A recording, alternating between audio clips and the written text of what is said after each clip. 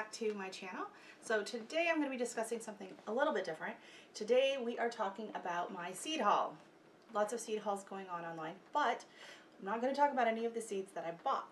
I'm only going to be talking about the seeds that I got in seed swaps. And I did pretty good.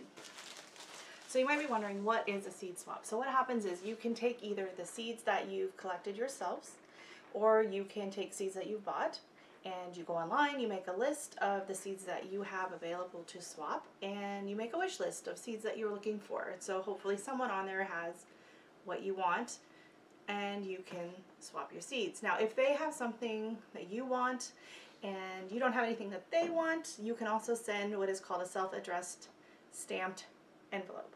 And that way they're not out the postage, and you still get the seeds you want, and you don't really have to pay for them. So I started off, this is my first time doing seed swap, so I started off all excited, and I put my list up, and I did have some unique items on my list, such as the jelly melon, or kiwano. It's in the cucumber family, I believe. It's also called African horned melon. As you can see why it's very, very prickly. So this is what it looks like when it's ripe, and then here it is on its way to ripening. I picked these just before our first frost that we had, and they were both really green, so they're ripening up. This one's getting all squishy, so I'm gonna eat this soon.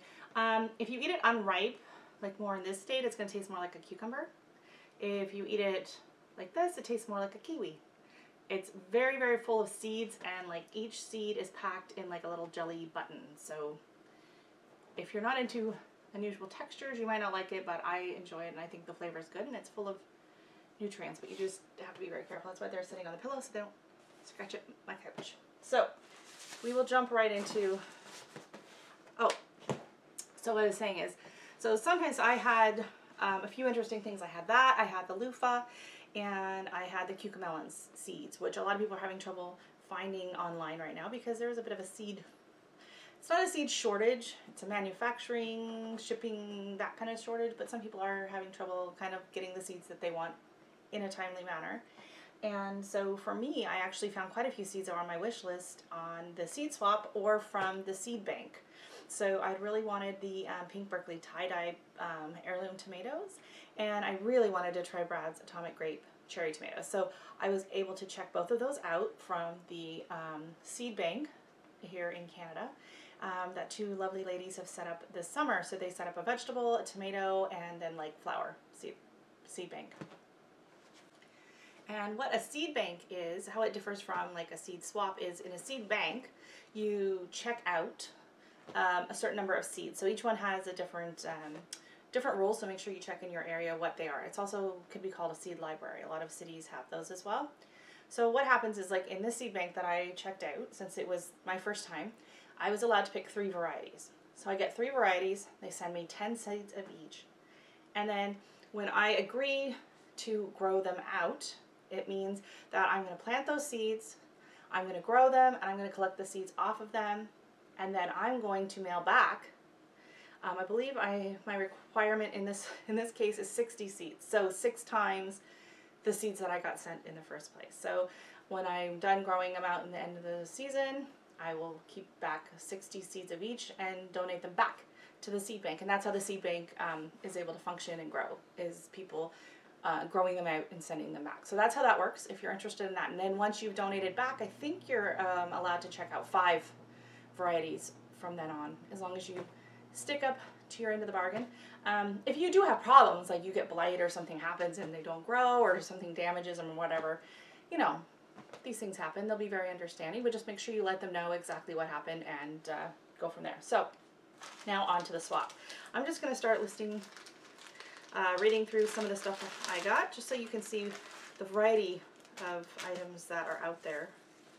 So in this bag, we did a job at the doctor's office, and they were throwing out a bunch of these specimen bags. So I snagged them, and I thought that'll be perfect for seeds, so I can start my seeds using the baggie method. Where are they at? Here. I just started my delphinium. So I just labeled them with the number, and then in my chart I list number 12, number 13, blue and white delphinium. So that's, if you're wondering where the bags came from. Okay, so this bag, we have some herbs, and these I started these all yesterday actually, so that's why they're all in the separate bag here. So I have large leaf basil, lemon basil, lime basil. It's also why there's not very many seeds left. Red Reuben basil, which is really cool. It gets these like red flowers on it. Flat leaf parsley and cinnamon basil. Now most of the basils, like I still will use them to eat, but the majority of kind of the flavored basils are more for bouquets or to use with my cut flowers. So that's what those are for. These are the ones that I've been keeping in the freezer because they do need some stratification. So we have Clarkia, red and black poppies, purple lupins, lupins mix but mainly purple, rocket larkspur. I think I'm going to try winter sowing the rocket larkspur. People say it's very picky, so we're going to try that this year with some of it. Scarlet hollyhock or light pink, foxglove pink, bells of Ireland. These were on the top of my wish list. Hollyhock purple, and agastache, which is wild hyssop, I believe, or anise hyssop, something like that.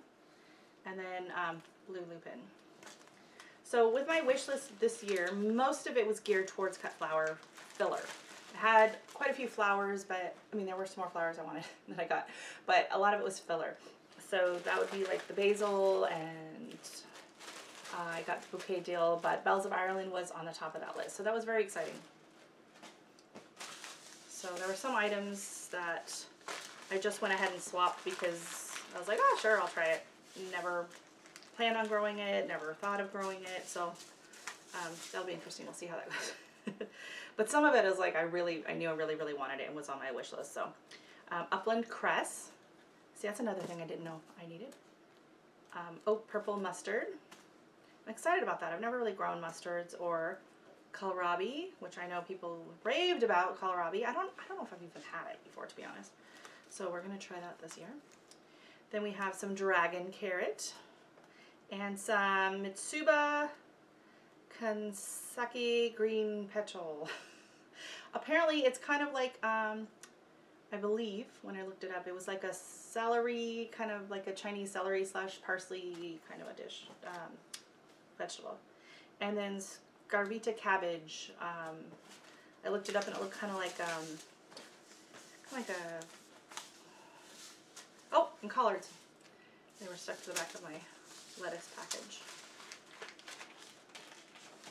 So I do have a few other things. Like I've sorted these kind of by like cold, keeping some of them in the fridge, and how I'm going to grow them. So if I'm going to grow them inside, if they're going to be sown in February or March or April, they're kind of all in different bags. And then some of them I've been keeping in the fridge. So these I've also got some, the dwarf pak choi and lettuce are in this one. But that's not part of the seed swap. Those I bought. Okay, and then in here we have our pepper. So these have all already been started. I think I have a little video clip of that and some pictures. So I have black Hungarian. I have a loose pepper here that fell out of somewhere. I don't know which one it is. Looks like the poblano, but it's probably from one of the bags that's open. So I have poblano, I have habanero, I have buena mulata, buena mulata. It's a hot pepper. It's very pretty. Oh yeah, these I bought obviously. So, but we're gonna be having lots of, and these actually I got these at the dollar store. So don't discredit. If it's hard to find seeds, you can get seeds where random pepper seed.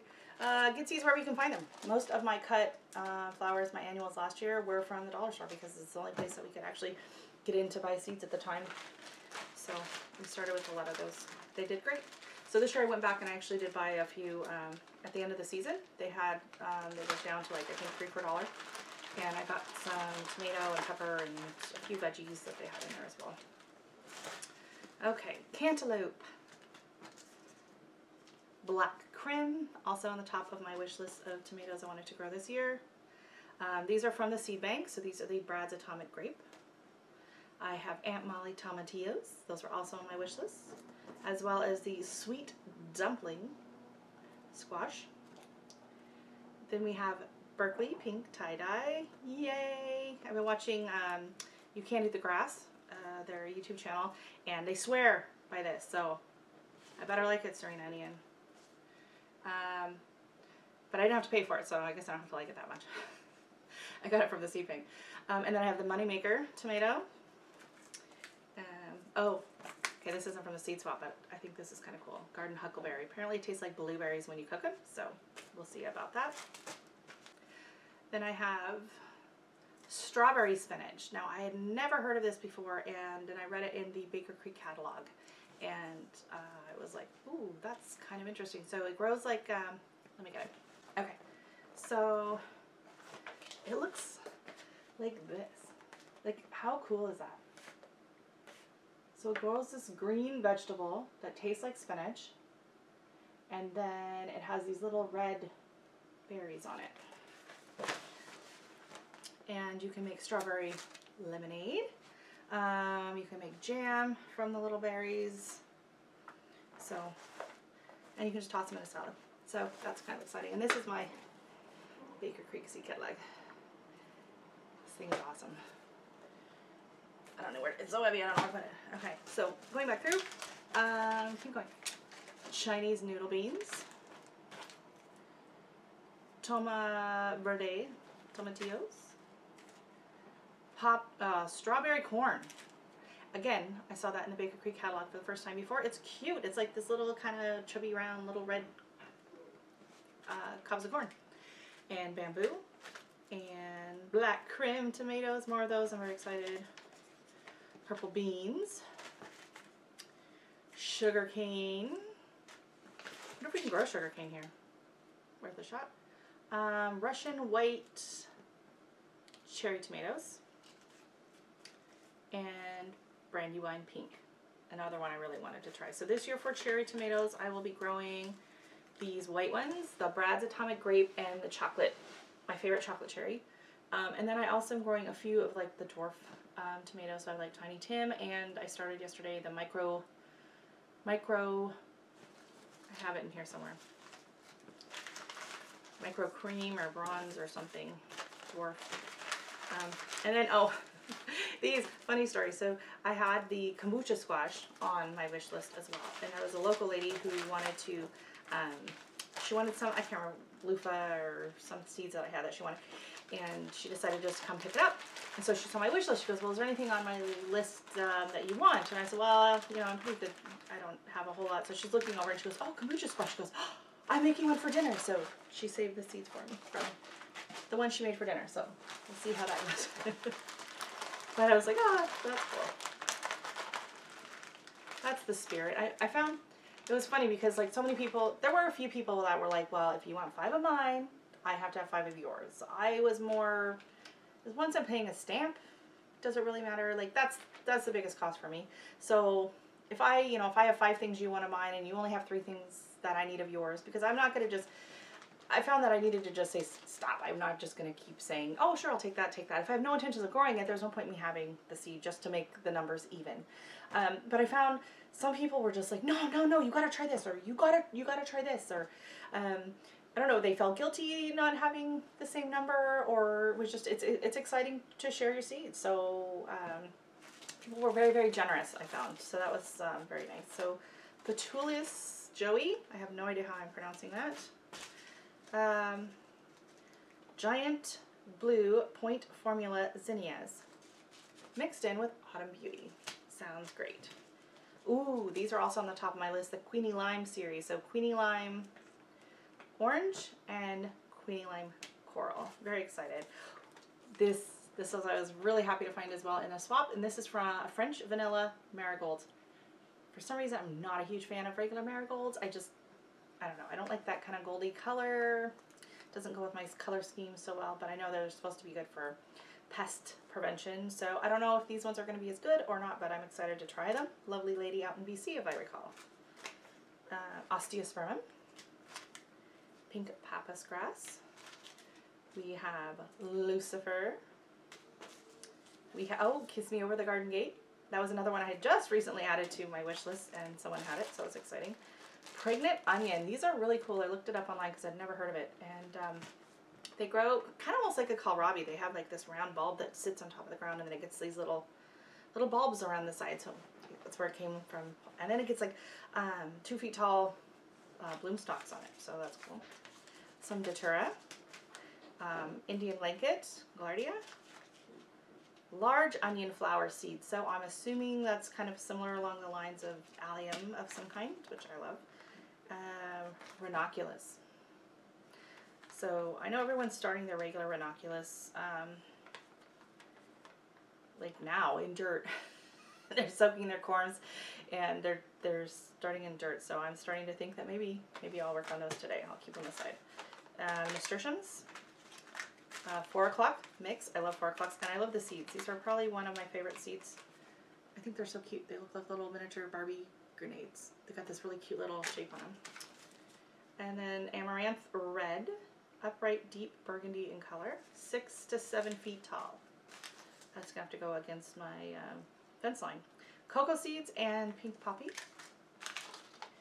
Canna leaves. These are actually from a neighbor down the street. I saw that she had the nice yellow tropical canna lilies, and I only have the big red one. So I was like, do you mind if I take some of those seeds? She's like, oh, right ahead. 4 o'clocks. Sunflowers, Velvet Queen. Those sound really pretty. Silver Dollar and Cotton. I've never grown either one of those, so that'll be exciting. This one, I don't think I'm even going to attempt to pronounce, but apparently it's got like these really, really thick, long thorns on it, so it could be a little dangerous in the yard. If you want to keep people out, or plant it under your kid's bedroom window. Love and a Puff. Laura on Garden Answer uses these all the time in bouquets, and they're like little, kind of like green Chinese lanterns almost, and they have these little puff lime green on a vine, and they look so cute and whimsical in bouquets. And then, oh, I bought these, but these are the exquisite pink zinnias. So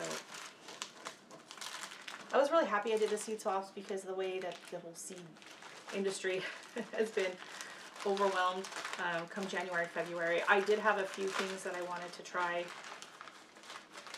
that I just didn't get. Okay, so that's way too loud.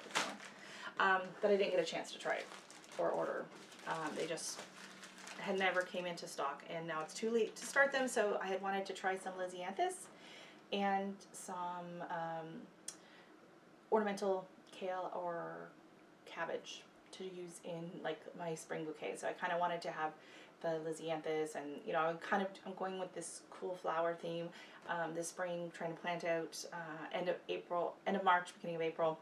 So I thought that would be kind of cool to try, but they still don't even have them in stock, and then by the time I get them, there's just no point. So I'll probably order them still, and I can do them in the fall or for next year, but at some point I will end up with those. Straw flowers, Amaranth Red Leaf. Now these I believe are the ones for like microgreens or for eating. It's more like a salad amaranth, but they probably have blooms too. Mixed Gomphrena. Then I also bought a mixed Gomphrena because I really wanted Gomphrena. Cherry Brandy Rebecca. Some Snapdragons also from the dollar store. These are new. I just got them in the mail this week. Hyacinth Bean Vines. And this is a mix of pink and white straw flowers. I love straw flowers. I'm excited. I've never grown them before, so it's exciting. And then some calendula, which I haven't grown before either. But apparently it makes a wonderful salve if you get dry skin, dry hands. So we'll be trying that. And then in here are the ones that I started yesterday. So I have my delphinium, and then I have the, I'll take them out.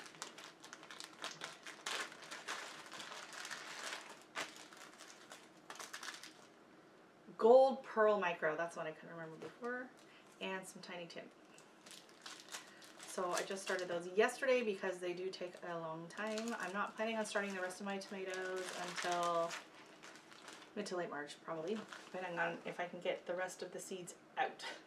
So I'm in a townhouse. I don't have a ton of space. I do have a nice new big shelf that we bought at Costco that's upstairs in the full window, and so we've been using lights just to extend the daylight. So I put the lights on in the morning, and then again in the evening once the sunlight goes down.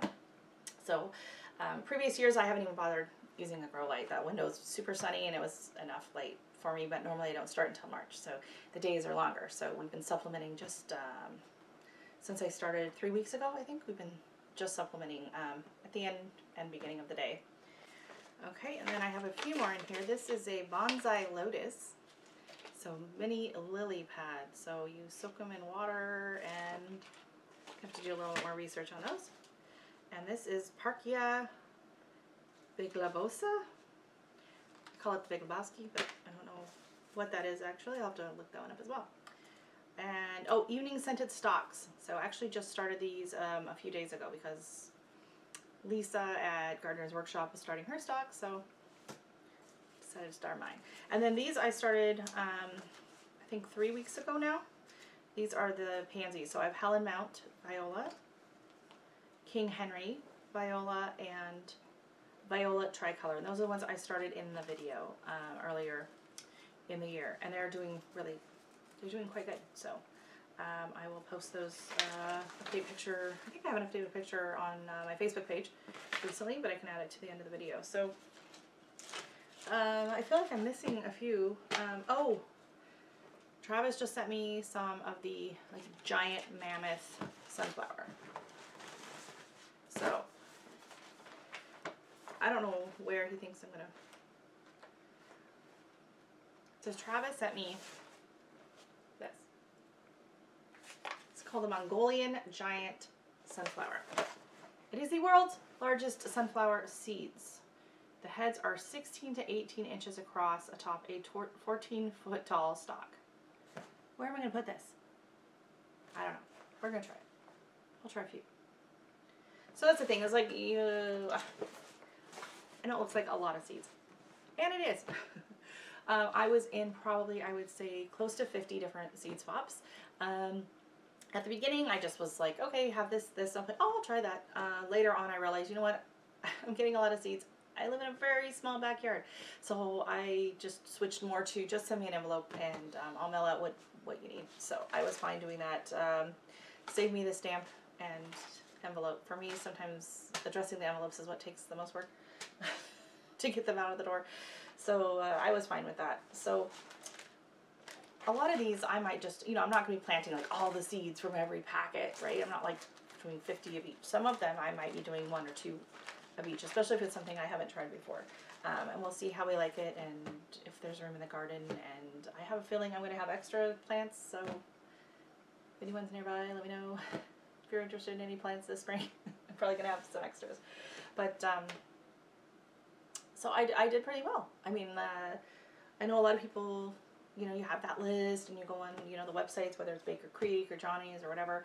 And, if you are really specific, you want that certain variety, then by all means order it. But if you're a little more open and you just wanted to try maybe some new zinnias or some new sunflowers, then, a seed swap might be the way to go. And keep in mind that a lot of people have ordered the seeds from Johnny's or Baker Creek, so they actually have the varieties that you're looking for, which is what happened to me with quite a few of the specific items that had been on my wish list. And then I didn't have to order them and worry about the order getting lost or delayed, because I know Baker Creek had been shutting down every so often because they get overwhelmed, and Johnny's has shut down a few times as well and are only open to commercial customers sometimes, or have like 1 day a week that they will take retail orders. So it's a bit crazy in the seed world right now, in the gardening world. So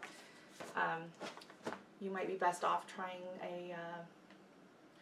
a seed bank to get some varieties if you're struggling.